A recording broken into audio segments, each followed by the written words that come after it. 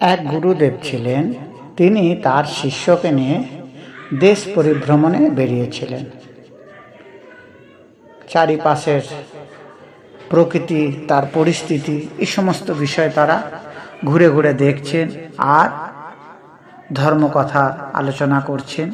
এইভাবে গুরুদেব তার শিষ্য চেলারাম তাকে নিয়ে পরিক্রমা করছেন বিভিন্ন রাজ্যে রাজ্যে। আর তাদের কাছে কিছু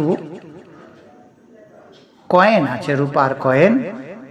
সাধুদের সবাই দান দক্ষিণা করে, তো কিছু রূপার কয়েন ঝুলিতে আছে। সেগুলি নিয়ে তারা বিভিন্ন রাজ্যে যেতে যেতে এমন একটি রাজ্যে এসে পৌঁছালেন, যেখানে এসে দেখলেন যে এক আজব রাজ্য। সব জিনিসের এক দাম, ঘিয়েরও যা দাম, ছানারও যা দাম, আটারও যা দাম, চালেরও তাই দাম। যাই নেবেন 1 কিলো, 1টি রূপার মুদ্রা। এবং সেই রাজ্যে বিচার ব্যবস্থাও খুব অদ্ভুত। ছোট বড় যাই অপরাধ হোক, ফাঁসি কাটে ঝুলিয়ে দেয়া হতো, রাজার হুকুম।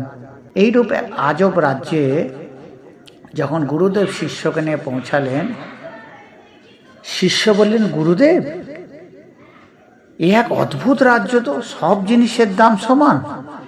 খুব ভালো হলো গুরুদেব, আমাদের কাছে ঝুলিতে অনেক মুদ্রা আছে, আর কয়েকদিন ভালো মন্দ করে খাওয়া যাবে। ঘি, মাখন, ছানা, রসগোল্লা, রাবড়ি খুব খাবো।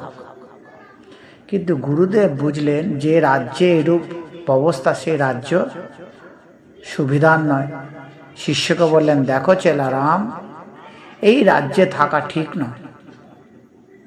আরে না গুরুদেব, এমন ভালো রাজ্য ছেড়ে আমি যাব না। দেখতে পাচ্ছেন না, যাই নেব 1টি মুদ্রা। আরে ভাত রুটি মুড়ি খেয়ে খেয়ে পেট করা পড়ে গেল, কিছুদিন ঘি, রাবড়ি, মাখন, ছানা খাই। গুরুদেব দেখলেন তার শিষ্য খেতে একটু ভালোবাসে। ঠিক আছে, আমি চললাম, তুমি কিছুদিন পর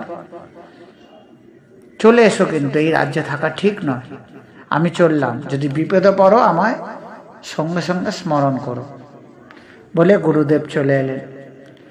আর সেই চেলারাম, সেই শিষ্য, সেই রাজ্যে খুব আনন্দে আছে। ভাত মুড়ি রুটি আর খায় না, রোজ ঘি, মাখন, ছানা, রসগোল্লা, রাবড়ি, দই, এসব ভালো ভালো খাবার পেট পুড়ে পুড়ে খাচ্ছে। অনেক মুদ্রা ছিল ঝুলিতে, সেগুলো সব খেয়ে খেয়ে 1-2 মাসের মধ্যে বিরাট মোটা হয়ে গেছে, খুব মোটা হয়ে গেছে। এখন সেই চেলারাম একদিন সকালে বাজার যাচ্ছেন সেই রাজ্যে, মাখন, ঘি আরও কিনবে বলে। একটি কাঠের পোল ছিল, তার উপর দিয়ে যখন যেতে যায়, এখন কাঠের পোলটি ভেঙে সেই চেলারাম একটি গাধা নিচে শুয়েছিল, সেই গাধার উপর পড়ে যায়, আর গাধাটি মারা যায়। এখন গাধার মালিক, হায় হায় হায় হায়, আমার গাধার উপর এই মোটা লোকটি পড়েছে, আমার গাধা মারা গেছে। রাজার কাছে নালিশ করেছে। রাজা বলছে, গাধার ওপর মোটা লোক পড়েছে, ধরে আনো সেই মোটা লোককে আর ফাঁসি কাটে ঝোলাও। সেই রাজার তো রাজ্যে বিধান অদ্ভুত।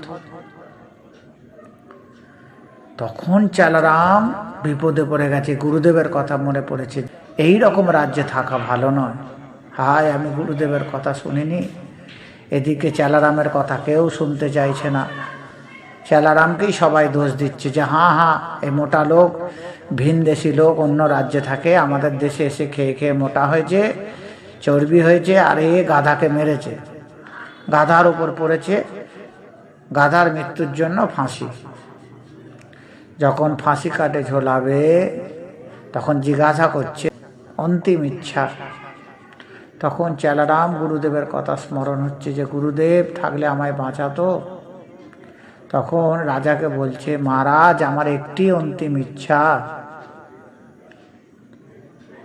আমার গুরুদেব আশপাশেই কোনো রাজ্যে আছে, তাকে আমি একবার দেখতে চাই। রাজা দেখলেন, ঠিক আছে, এও তো সাধু ব্যক্তি, ঠিক আছে, ওনার গুরুদেবের কে খোঁজ করো। ঢেরা পিটিয়ে দিলেন আশপাশের রাজ্যে। গুরুদেবের কানে যখন খবর গেল, গুরুদেব বুঝলেন হ্যাঁ এ তো আমারই শিষ্য, আজ বিপদে পড়েছে। সঙ্গে সঙ্গে গুরুদেব এলেন, এসে সব বৃত্তান্ত শুনলেন এবং বুঝতে পারলেন এ রাজ্যের রাজা অযোগ্য ব্যক্তি, তার সব বিধান ভুল, ওই জন্য এইসব রাজ্য সব সময় মানুষ আতঙ্কে থাকে। তখন গুরুদেব বললেন, মহারাজ আমার কিছু বলার আছে। হ্যাঁ বলুন, আপনি গুরুদেব ব্যক্তি, সাধু ব্যক্তি, বলুন কি বলার আছে। মহারাজ আপনি আমার শিষ্য চেলারামকে ফাঁসি কাঠে ঝোলানোর আদেশ দিয়েছেন, কিন্তু দোষ তো তার নয়। রাজা বলছে, বলো কি দোষ তার না? তোমার ওই মোটা শিষ্য, সে গাধার উপর পড়েছে, গাধা মারা গেছে, দোষ তার নয়। না মহারাজ, দেখুন আমার শিষ্য মোটা হতে পারে, আমার শিষ্য মোটা হতে পারে, কিন্তু ব্রিজ কেন ভাঙবে?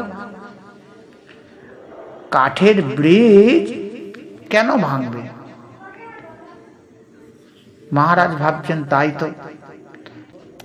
শিষ্যর জন্য গুরুদেব রাজাকে বোঝালেন, দেখো রাজা, কাঠের ব্রিজ কমজোরি ছিল, তাই তো আমার শিষ্য ব্রিজ ভেঙে পড়েছে এবং নিচে দুর্ভাগ্যবশত গাধাটি শুয়েছিল, গাধা মারা গেছে, আমার চেলার তো দোষ নাই।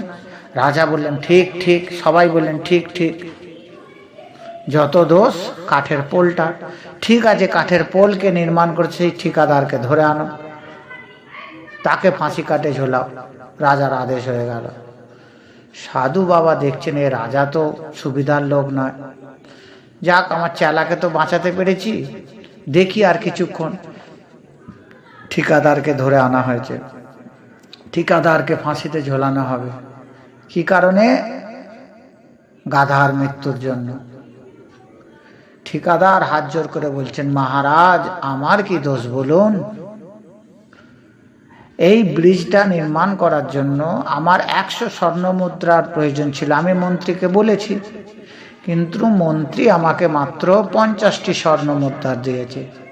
আপনি বলুন 100টা মুদ্রার জায়গায় যদি 50টি স্বর্ণ মুদ্রা দেয়, তা ব্রিজ তো কমজোরি হবেই। সবাই বললেন ঠিক ঠিক। রাজা বলল, হ্যাঁ ঠিক। আচ্ছা, তাহলে আসল দোষ মন্ত্রীর, যে 100টি মুদ্রার জায়গায় তোমায় 50টি মুদ্রা দিয়েছে, মন্ত্রীকে ফাঁসি দাও।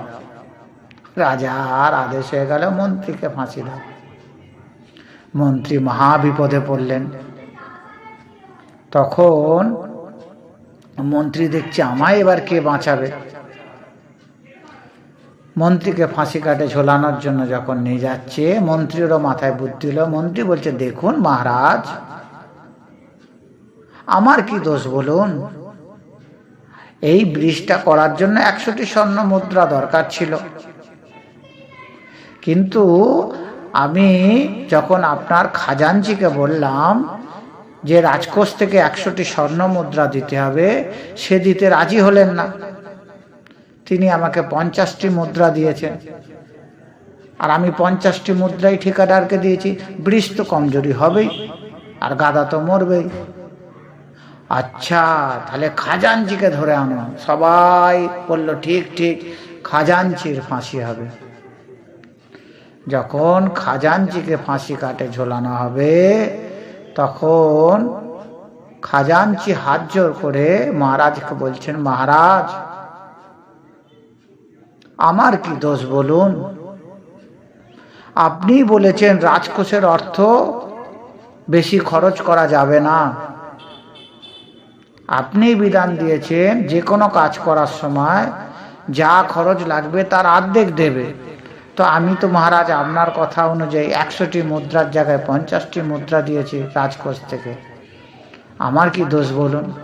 সবাই বলছে, আরে বাবা, খাজাঞ্চিও দোষী নয়, তাহলে দোষীকে? সবাই বলল, দোষী আসল রাজা। ঠিক ঠিক ঠিক ঠিক। সবাই যখন বলছে, রাজা চিন্তায় পড়ে গেলেন। তাই তো, রাজা আতঙ্কে ভুগতে লাগলেন, তবে কি আমার ফাঁসি হবে? তখন সেই সাধু বাবা সবাইকে শান্ত করলেন, শুনুন, একটি গাধা মারা গেছে বলে রাজার শাস্তি হবে ফাঁসি? এটা হতে পারে না। সবাই চুপচাপ সাধুর কথা শুনতে লাগলেন। সাধু বাবা বললেন, মহারাজ আপনি দোষ নেবেন না, আপনার রাজ্যে সবটাই ভুল। সামান্য অপরাধে সবার ফাঁসি হয়। আজ একটা গাধা মারা গেছে বলে যদি আপনার ফাঁসি হয়, বলুন এটা কি যুক্তিযুক্ত? তাই তো, একটি গাধা মারা গেছে বলে আমার ফাঁসি হবে, এ বিধান তো ঠিক নয়। কত লোককে ফাঁসি কাটে আমি ঝুলিয়ে দিয়েছি, বড় ভুল হয়েছে। তখন রাজা নিজের ভুল বুঝলে সাধুর কাছে হাত জোর করলেন, সমস্ত প্রজাদের কাছে হাত জোর করলেন। তখন সাধু বাবা বলল, দেখুন মহারাজ, শুধু তাই নয়, যে রাজ্যে সব জিনিসের এক দাম, ভালো মন্দের বিচার নাই, এটাও মহাভুল। দই আর ছানার এক দাম হতে পারে না, চালের সাথে আটার এক দাম হতে পারে না, তেলের সাথে রসগোল্লার এক দাম হতে পারে না। যার যেমন উৎকৃষ্ট মান, তার তেমন উৎকৃষ্ট মূল্য হওয়া উচিত, তার উৎকৃষ্ট দাম হওয়া উচিত, তবেই তো একটি দেশ সুন্দরভাবে চলবে। মহারাজ বুঝলেন, হ্যাঁ সব আমার দোষ। তখন সাধু বাবা বললেন, মহারাজ আজ থেকে আপনার রাজ্যে সমস্ত নিয়ম পাল্টে ফেলুন, আর সুন্দর বিধানে, নতুন বিধানে আপনি রাজ্য পরিচালন করুন। মহারাজ নিজের বুদ্ধি খামখেয়ালিপনা ত্যাগ করলেন, নিজের বুদ্ধিতে বুঝলেন যে হ্যাঁ, রাজ্য চালাতে গেলে অবুঝের মতো, নির্বোধের মতো রাজ্য চালালে শেষে রাজারই ফাঁসির দিন এসে হাজির হবে। তাই সাধুর কাছে কৃতজ্ঞতা জানালেন, আর সাধু চালারামকে নিয়ে ওই রাজ্য পরিত্যাগ করলেন। এদিকে রাজাও প্রাণে বাঁচলেন, রাজ্যবাসীও সুন্দর নিয়ম ব্যবস্থা পেলেন, আর চালারামও যথেষ্ট শিক্ষা পেয়ে গুরুর বাক্য শিরোধার্য করে গুরুর সঙ্গ আবার করতে লাগলেন। গুরুর কথা কখনো অবজ্ঞা করেনি। তো সুন্দর একটি মজাদার গল্প শুনলে। এই গল্পটির দারুণ কিছু সারমর্ম আছে। দেখো, আজ সমাজে দেখা যায় অনেক জায়গায় এইরূপ নির্বোধের মতো বিচার ব্যবস্থা আছে।